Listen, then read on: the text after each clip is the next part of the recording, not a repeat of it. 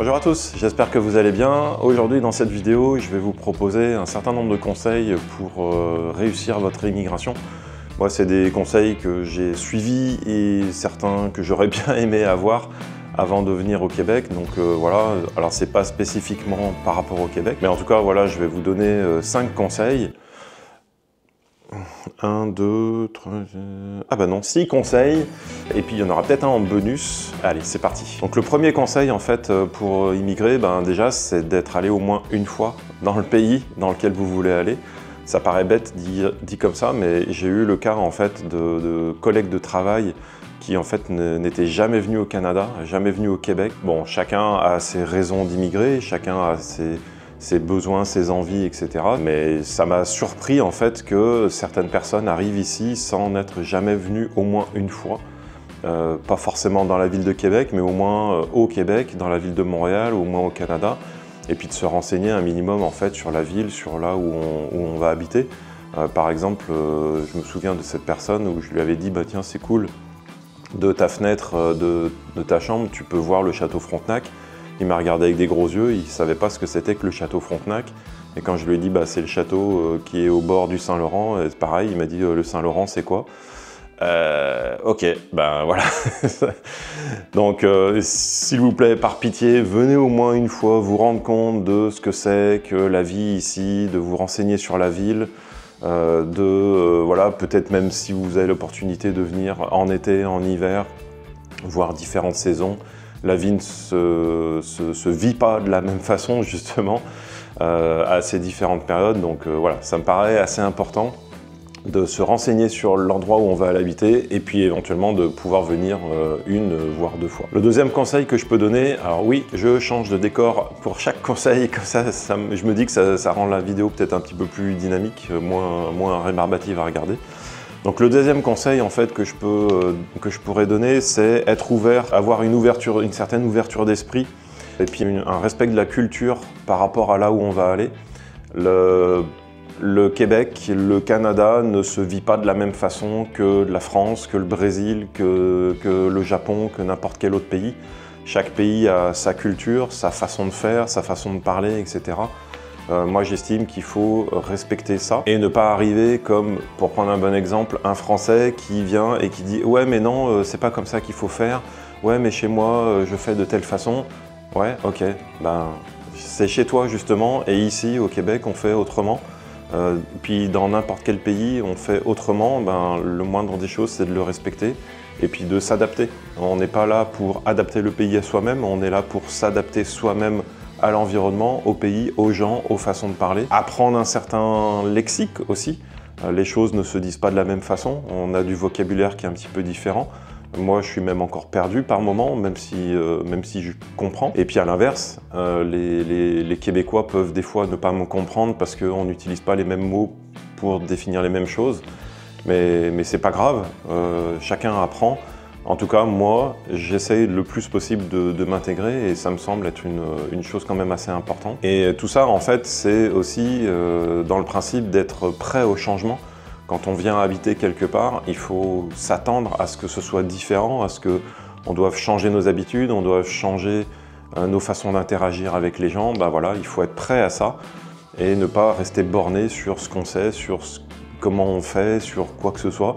Voilà, c'est une certaine ouverture d'esprit à avoir quand on vient habiter au Québec, mais c'est valable, je pense, de n'importe où. Le conseil suivant que je pourrais donner, c'est de ne pas venir avec trop d'affaires. C'est possible de faire un conteneur et puis d'emmener un certain nombre d'affaires. Donc c'est quelque chose qui coûte cher et ça ne vaut pas forcément le coup. Moi, quand je suis venu avec 4 mètres cubes dans un conteneur, avec des affaires qui me tenaient à cœur, avec des affaires de Julien, avec des affaires qui étaient quand même assez importantes à mes yeux. Et puis, par contre, j'avais pas de meubles du tout. C'était principalement des vêtements, des bibelots, je sais pas, des affaires de sport, enfin, peu importe. Mais voilà, l'idée, c'est de vraiment réfléchir en fait à qu'est-ce qu'on emmène et est-ce que ça a vraiment sa place pour venir ici. Comme je disais, moi, je suis venu avec 4 mètres cubes d'affaires et au final, ça m'a je me dis j'aurais pu en prendre moins, en fait, peut-être même encore diviser par deux, parce qu'il y a des choses qui finalement, soit ça me tenait plus vraiment à cœur, soit c'était pas utile, soit peu importe la raison, en tout cas, je pense que j'aurais pu réduire le nombre d'affaires que j'ai emmenées, et puis du coup ça coûte moins cher. Alors oui, c'est après un investissement quand on est ici parce qu'on a besoin de racheter, mais je pense que le fait de vendre ses affaires dans son pays d'origine, ne pas avoir à payer les frais de transport versus racheter ici, ça vaut quand même le coup. Enfin, je pense que c'est quand même assez utile. Ici, le marché de l'occasion, il marche très bien, Facebook Marketplace, etc. Donc c'est ça. Donc, essayez de faire un tri assez fort dans les affaires que vous voulez emmener. Si vous en avez trop et que vous avez un gros container, bah voilà, vous allez vite voir en fait l'impact de combien ça peut coûter. Mais c'est ça. Et surtout, ce qu'il faut savoir, c'est que le container avec nos affaires, il n'arrive pas forcément en même temps que nous.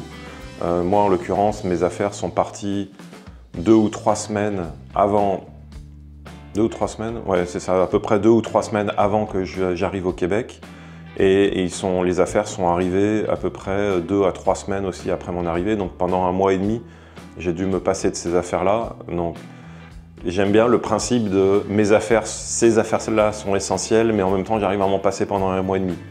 Voilà, ça permet de relativiser et puis arriver à répondre à la question de est-ce que c'est vraiment utile d'emmener toutes ces choses-là. Vous venez au Québec, c'est un pays civilisé, il y a tout ce qu'il faut, il y a vraiment, on manque de rien, absolument de rien. Donc à réfléchir si vraiment on emmène tout ce qu'on a besoin depuis notre pays d'origine. Dans la lignée en fait des 2 premiers points, j'avais noté les séances d'information sur le système bancaire notamment. Donc ça c'est quand même assez important. Là on a un système bancaire au Québec, au Canada qui est sûrement différent du pays d'origine. En tout cas par rapport à la France, moi il était complètement différent et puis il a fallu apprendre comment ça fonctionne. C'est pas forcément compliqué, mais c'est simplement que quand on arrive ici et qu'on nous demande est-ce que vous voulez une carte de crédit ou seulement une carte de débit, ben, on ne sait pas forcément répondre parce qu'on ne sait pas en fait quel est l'impact de l'une ou de l'autre, quelle est l'utilisation de l'une ou de l'autre et puis comment ça fonctionne, enfin la fameuse cote de crédit notamment. Donc au niveau du système bancaire, renseignez-vous, c'est quand même assez important. Et là, il existe en fait plusieurs sources d'informations. Donc il y a les vidéos YouTube de la chaîne, enfin de la banque Desjardins. Donc ça, moi, j'ai trouvé qu'elles étaient quand même assez pertinentes, assez bien faites, elles sont assez courtes. Donc la chaîne YouTube de Desjardins, qui est une institution bancaire, enfin je ne sais pas si on dit une institution ou juste une banque ou je ne sais pas. En tout cas, c'est une des plus grosses banques au Québec. Donc allez voir ces vidéos-là, je vous mettrai le lien là en dessous de la vidéo, dans la description. Il y a aussi les séances d'information de Québec en tête. Donc là, c'est pareil, je vous mettrai le site dans la description. Vous pouvez aller voir, il y a beaucoup de choses. Et puis là, il n'y a pas que du système bancaire.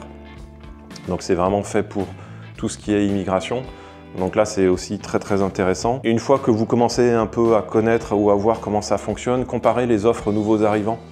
Desjardins en propose, mais il y a certainement d'autres banques qui proposent des offres pour les nouveaux arrivants.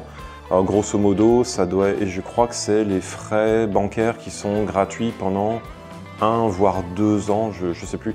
1 an c'est sûr, 2 ans pas sûr, mais voilà, en tout cas vous avez des gratuités, des choses comme ça, des produits qui sont peut-être plus adaptés, enfin voilà, des cartes de crédit entrée de gamme qui suffisent largement, puis ça vous permet en fait de comprendre le système bancaire et puis ensuite de passer sur des produits complémentaires, sachant que en fonction du statut avec lequel on rentre au Québec, donc que ce soit permis de travail ouvert, fermé, versus PVT, versus résidence permanente, on n'a pas accès aux mêmes produits. Voilà, je ne rentre pas dans ce détail-là, mais on n'a pas accès à tout le panel en fonction de comment on arrive dans le pays. Et bien évidemment, le fonctionnement de la cote de crédit, donc là encore une fois, Desjardins, je ne suis pas sponsorisé par Desjardins, c'est juste que c'est ma banque et que je commence un peu à la connaître, mais en tout cas, voilà, Desjardins propose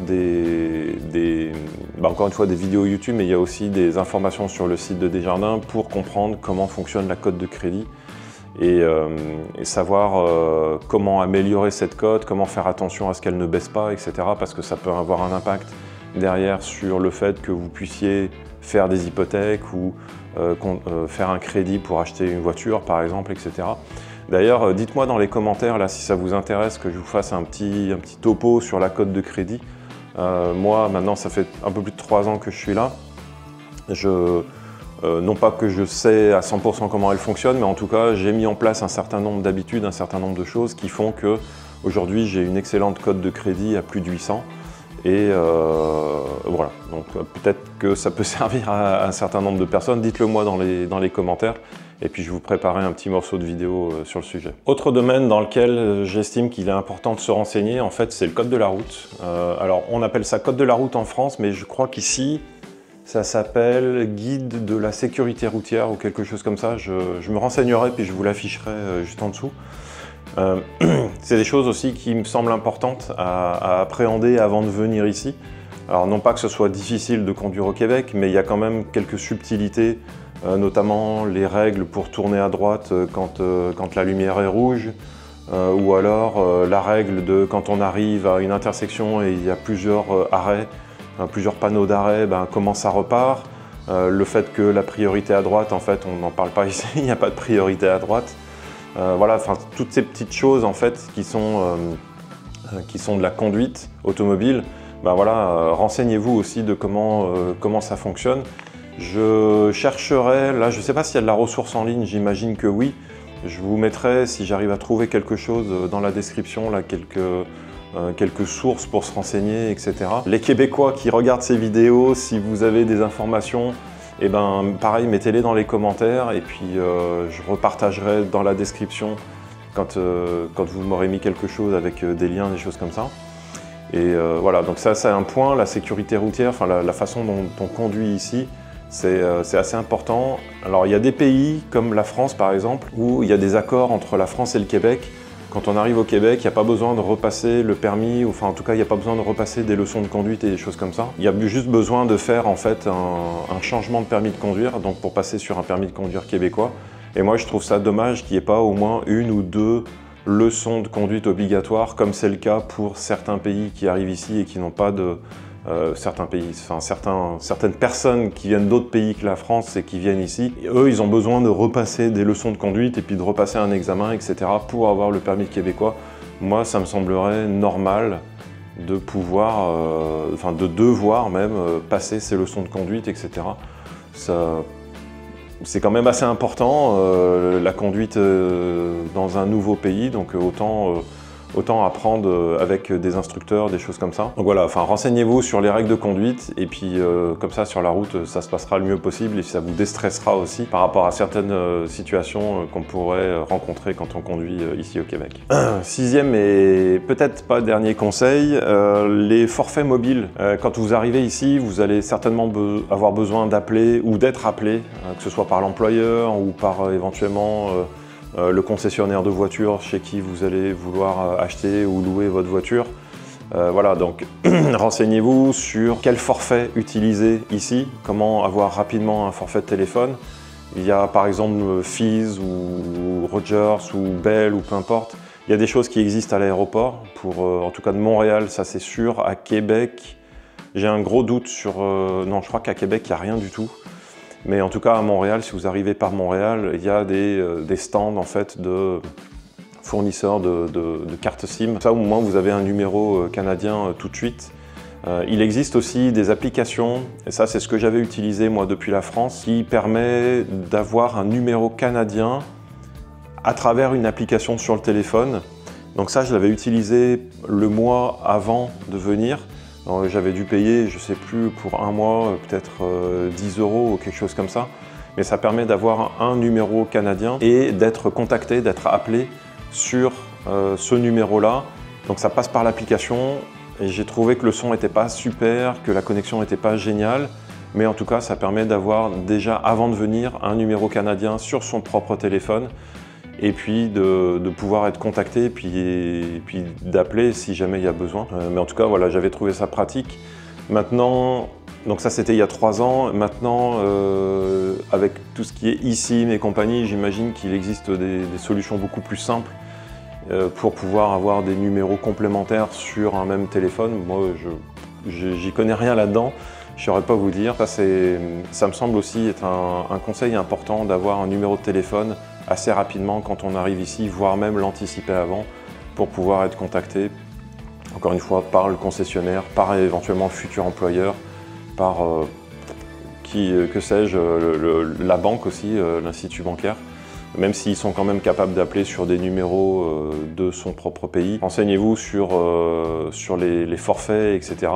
Je vous mettrai quelques ressources dans la description. Allez, petit conseil bonus, là c'est cette fois au niveau des prises électriques. Attention, on n'a pas forcément les mêmes prises électriques que dans votre pays. Bah, moi déjà oui, c'est sûr que par rapport à la France, c'est pas les mêmes prises, c'est pas la même fiche et c'est surtout pas le même voltage.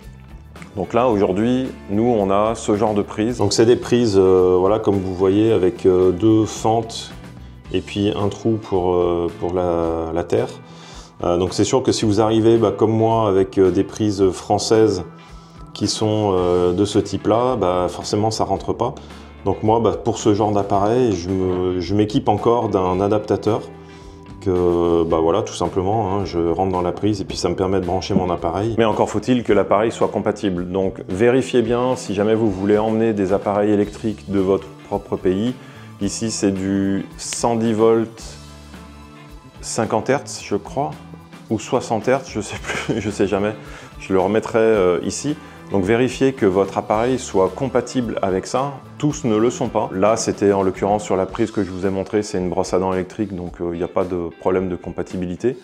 Le mieux, c'est encore d'avoir des ports USB pour recharger ces appareils. Mais tout ce qui est par exemple des choses en électro, des robots de cuisine ou des choses comme ça, c'est pas forcément compatible, donc vous ne pourrez pas forcément les emmener. Ça veut dire qu'il va falloir les vendre dans son pays et puis éventuellement racheter ici. Mais attention justement à la compatibilité avec les appareils électriques et le courant qu'on a ici. S'il faut un adaptateur, vous vivrez avec un adaptateur. Moi c'est ce que je fais là depuis un peu plus de 3 ans.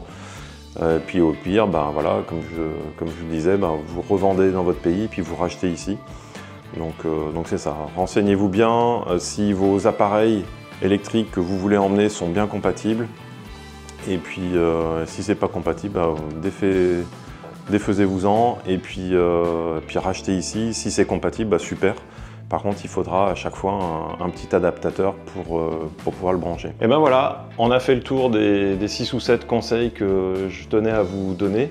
Bien évidemment, il y en a plein d'autres, mais ça, c'était des choses qui me semblaient prioritaires, on va dire, en tout cas assez principales pour pouvoir immigrer. Comme je vous le disais en introduction, c'est pas forcément pour le Québec, ça peut être pris pour n'importe quel pays. Oui, il y a des choses qui sont spécifiques au Québec.